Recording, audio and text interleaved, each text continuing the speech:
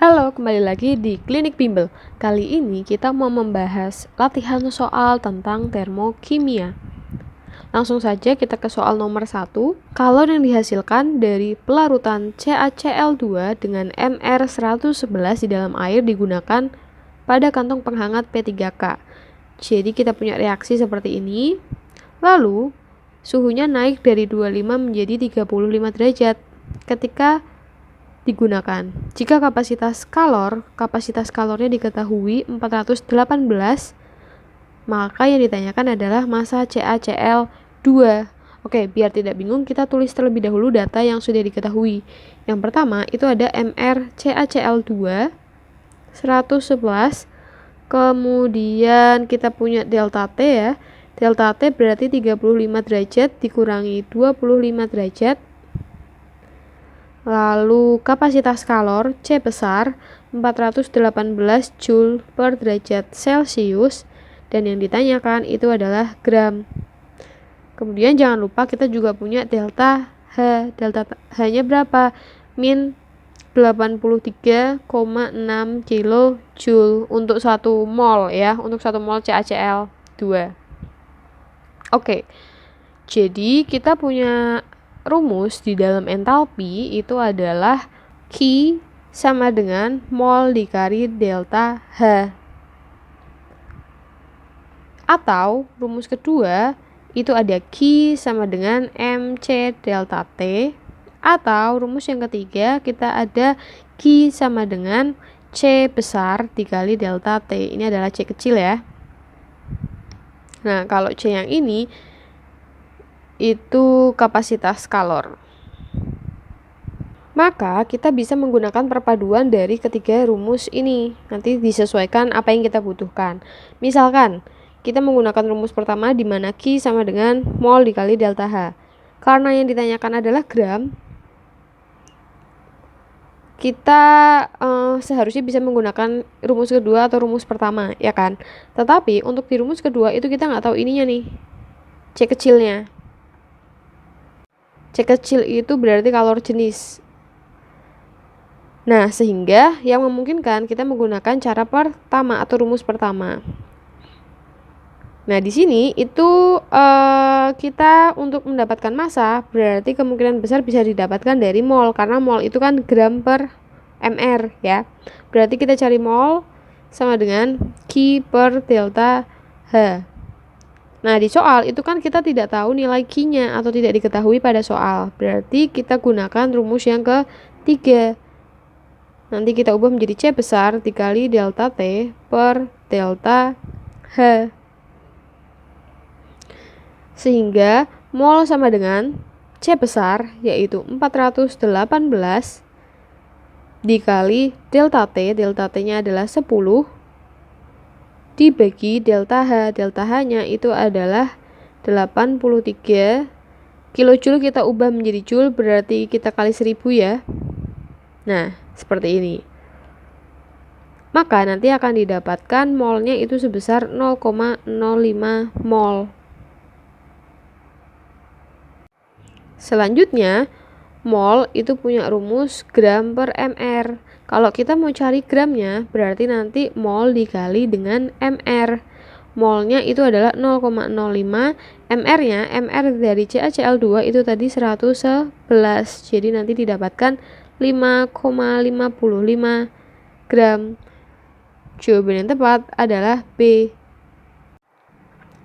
Selanjutnya, untuk soal nomor 2 di sini ada data entalpi pembakaran dari kelima jenis bahan bakar.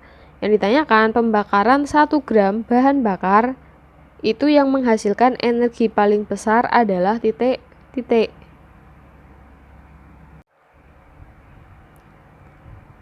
Nah,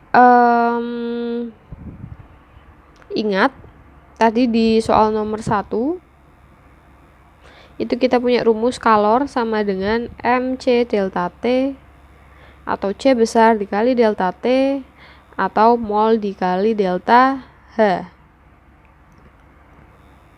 Nah, masih berhubungan dengan rumus ini,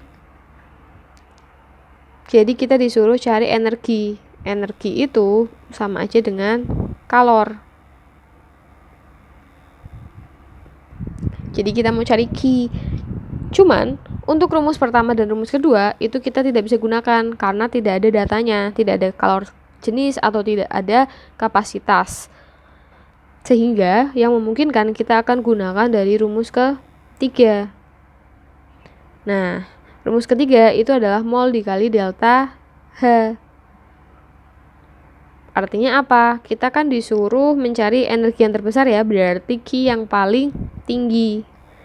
Q sama dengan mol itu kan gram per mr dikali delta H. Nah, masanya sendiri itu adalah 1 gram. Sama semua berarti ya. Artinya apa? Artinya kita harus hitung Q sama dengan 1 gram per mr. mr-nya berarti contoh nih yang hidrogen, mr-nya adalah 2 dikali delta H. Delta H-nya itu adalah min 287. Maka nanti didapatkan energinya adalah 143,5. Oh iya, jangan lupa delta H itu nanti di sini min ya. Berarti kalau delta H-nya diketahui min 287 berarti nanti jadi positif. Langsung. Nah, kita udah dapat nih. Yang pertama energinya adalah 143,5.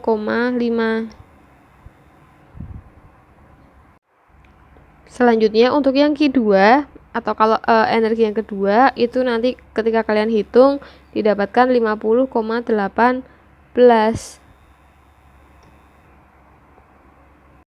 Untuk yang ketiga nanti akan didapatkan 50,02.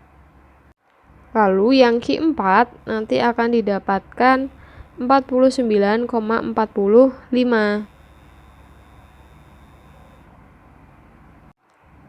Dan yang kelima nanti akan dapat 48,82. Maka berdasarkan nilai energi yang merupakan nilai energi yang paling besar itu dimiliki hidrogen yang ini. Jadi jawabannya adalah A. Selanjutnya untuk nomor 3 di sini ada reaksi oksidasi dari gas N2. Energi ikatannya itu diketahui ya secara berturut-turut.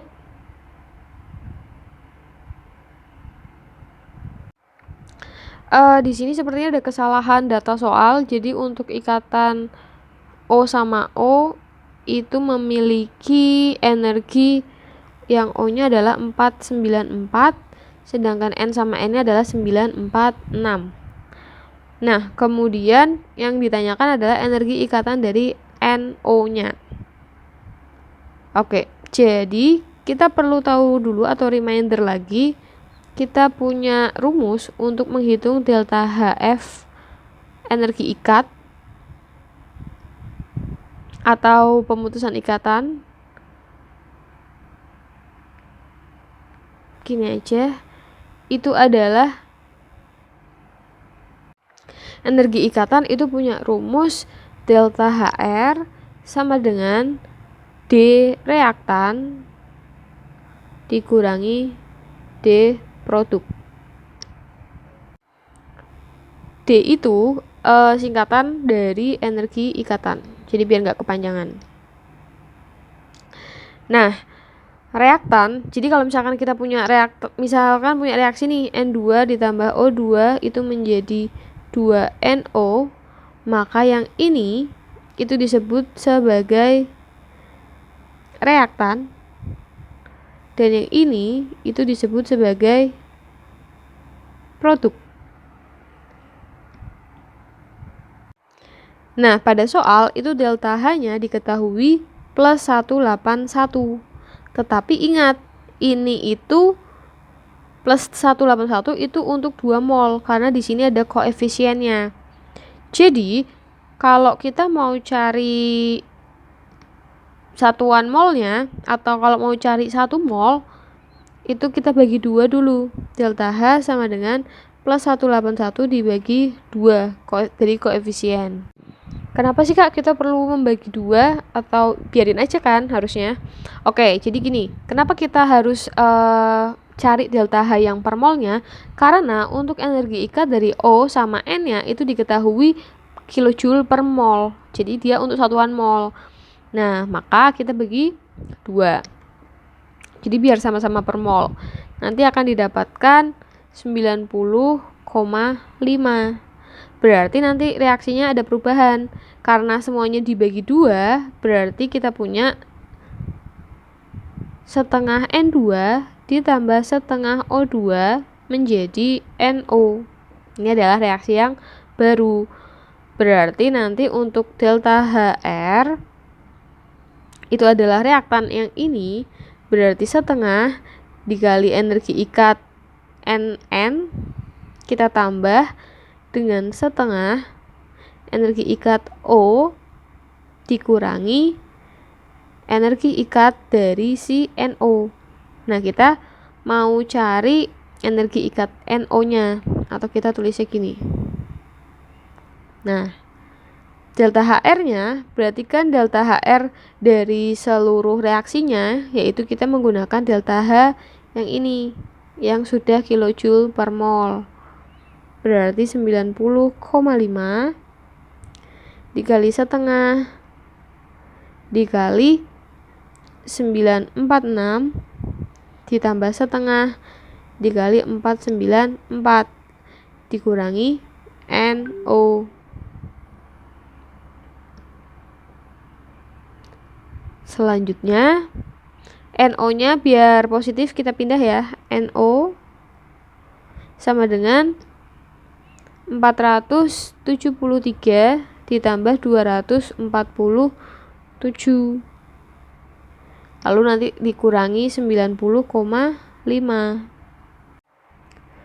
Maka energi ikat NO didapatkan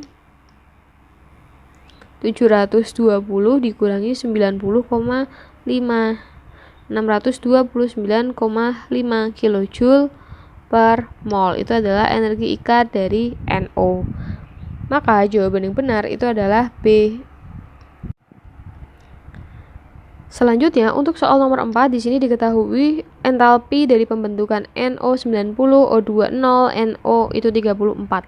Yang ditanyakan itu adalah perubahan entalpi pada saat pembakaran 45 gram gas NO. Dengan reaksi seperti ini sudah setara berarti oke.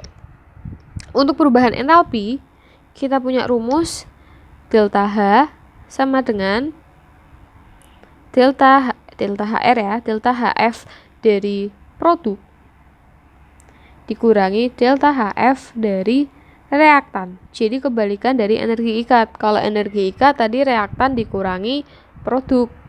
Nah,